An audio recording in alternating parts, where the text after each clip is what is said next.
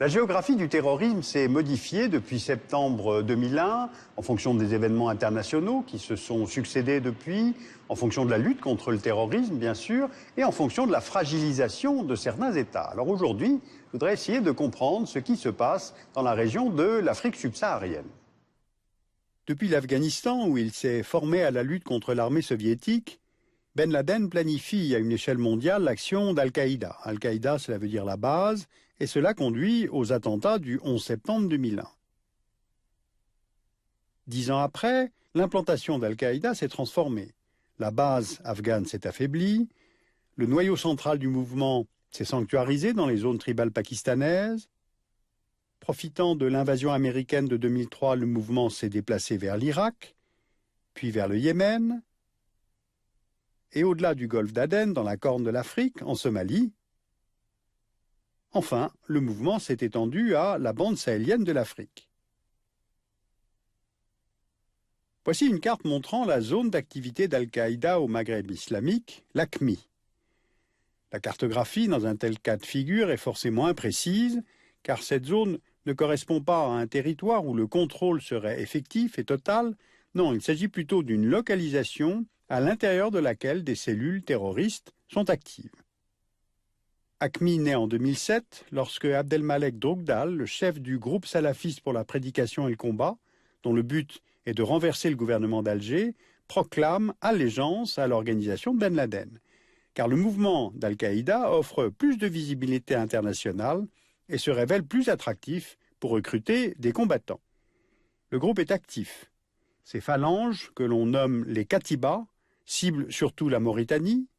Après 15 militaires mauritaniens assassinés en 2005 à Lemgeti, 14 sont massacrés à Tourine fin 2008.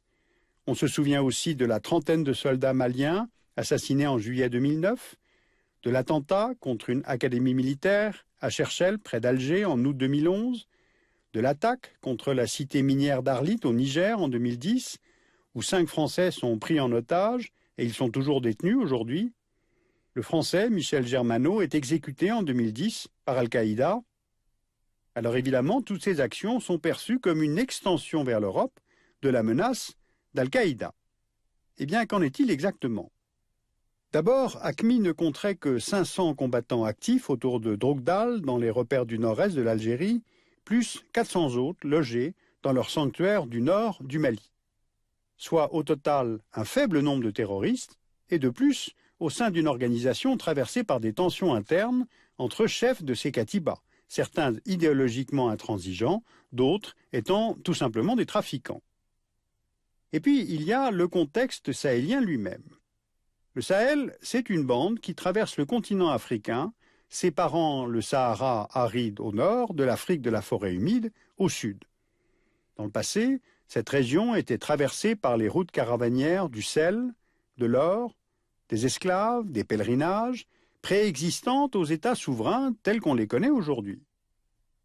Aujourd'hui, les commerces transnationaux de drogue, cannabis et cocaïne, d'armes, de migrants, empruntent ces mêmes routes et traversent le Sahara vers la Méditerranée et l'Europe. Donc l'insécurité dans le Sahel ne relève pas uniquement de la présence d'AQMI, mais d'un ensemble de facteurs qui ont transformé la région en zone grise. Les États concernés sont Mauritanie, Mali, Niger, Tchad, les 2 Soudans, et plus au sud, le nord du Nigeria, le Burkina Faso et le Sénégal. Ces 3 premiers États sont très vastes, avec une superficie moyenne de 1 million de km², dont la moitié nord est occupée par le désert, donc souvent considéré comme un territoire non utile. De plus, ces États sont pauvres, rangés dans la catégorie des pays les moins avancés, et ils sont de moins en moins en capacité à fournir les services de base, c'est-à-dire la santé, l'école, la justice, la sécurité, les infrastructures. La périphérie est donc délaissée et les investissements vont vers les centres urbains que vous voyez sur la carte. Les populations sont clairsemées sur des territoires délaissés et difficiles à surveiller, et les souverainetés nationales, qui sont érodées par ces flux criminels, ne peuvent plus être exercées, du moins sur la totalité de l'enveloppe tracée par les frontières historiques. Regardez cette carte des colonies françaises en Afrique vers 1914. On voit l'Afrique occidentale française, qui s'étend alors du Sénégal au Niger, Or, cette carte de l'AOF recoupe pratiquement la carte de la zone grise que nous étudions aujourd'hui. Et lors des indépendances africaines, dans les années 60, l'intangibilité de ces frontières a été préférée par les nouveaux dirigeants. Sauf que 50 ans plus tard se posent de lourds problèmes de gouvernance sur des espaces difficiles à contrôler. Le peuple touareg, nomade, berbérophone, a été divisé entre plusieurs entités étatiques: Algérie, Libye, Niger, Burkina Faso, Mali. Depuis les années 90, les Touaregs se soulèvent contre les gouvernements de Niamey et Bamako pour dénoncer leur mise à l'écart politique, mais aussi économique, puisque les ressources sont très mal redistribuées. Car dans cette région, les sous-sols sont riches, on le voit sur la carte, où nous localisons les gisements de pétrole, de gaz, de fer, de phosphate, il y a de l'or, de l'étain, de l'uranium. Ces minerais sont l'objet d'investissements étrangers pour l'exploitation et l'exportation, car on le sait, la demande de ce type de ressources est grandissante à l'échelle mondiale. Penchons-nous un instant sur le cas du Niger qui détient d'importantes réserves d'uranium. La France assure environ 30% de l'approvisionnement de ses centrales nucléaires grâce à l'uranium nigérien, et la présence d'Areva au Niger cumule des intérêts français, espagnols et japonais. Au Niger, on trouve aussi des compagnies canadiennes, australiennes. La Chine exploite aussi l'uranium sur le site d'Azélik. Or, cette rente de l'uranium captée par le gouvernement de Niamey est très peu redistribuée aux Touaregs. Donc, en résumé, plusieurs facteurs expliquent l'instabilité de cette région du Sahel. Des routes de commerce occupées par des trafics divers, des États pauvres qui ne contrôlent pas la totalité de leur territoire, des ressources minières importantes, des rivalités entre Algérie et Maroc, Algérie et Libye, où Touaregs et Sahraouis sont instrumentalisés. C'est donc de tout cela dont peut profiter l'AQMI pour développer sa stratégie d'implantation, dont les attentats et les enlèvements sont la partie la plus spectaculaire. Quelles sont les réponses à cette insécurité? Les États sahéliens ont sollicité l'aide de leurs partenaires occidentaux car les budgets des États sahéliens sont faibles. Pour vous donner une idée, en 2009, le budget militaire du Mali était de 180 millions de dollars, celui de l'Algérie de 5,5 milliards de dollars et celui de la France de 66 milliards de dollars. Même problème au niveau des effectifs militaires. 147 000 militaires en Algérie, 25 350 au Tchad, 15 870 en Mauritanie, 7 750 au Mali et 5 300 au Niger. En fait, nous devons sortir de notre vision séparant l'Afrique du Nord et l'Afrique subsaharienne, séparant un islam dit arabe d'un islam dit noir, car il y a désormais une grande imbrication entre les États du Maghreb et les États du Sahel. Or, dans les analyses occidentales, les deux ensembles et les catégories sont divisables. Alors une approche euro-sahélienne a pu pourtant être développée du fait des intérêts économiques que les États européens ont dans la région, mais il n'y a pas pour autant d'approche coordonnée de l'Union européenne en tant que telle.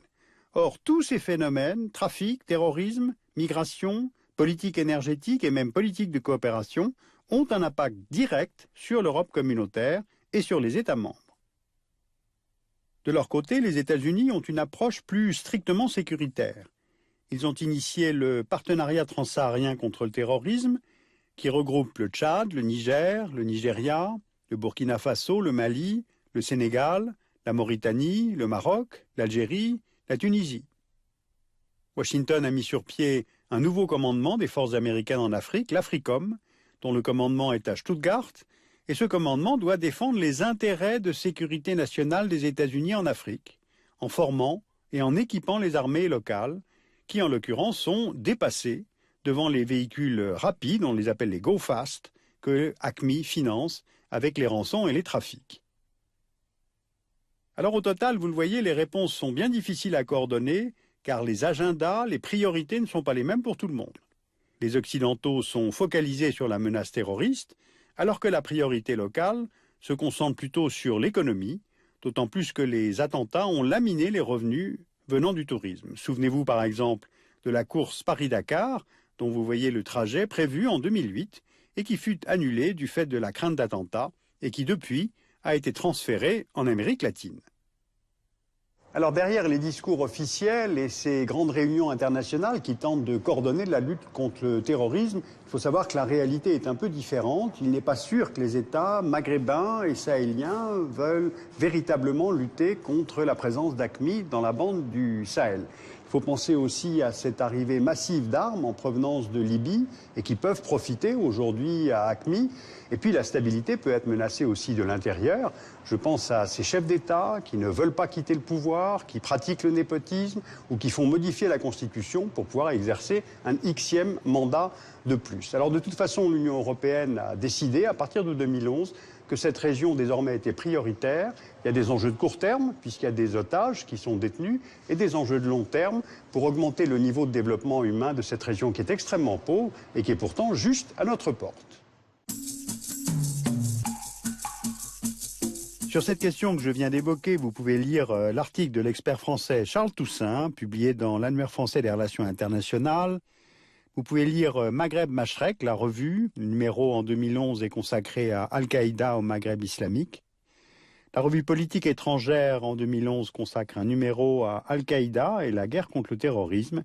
Et la revue Hérodote, tout un numéro en 2011 également consacré à la géopolitique du Sahara. Vous pouvez retrouver tous ces éléments, si j'ai été trop vite, sur le site du Dessous des cartes arte.tv.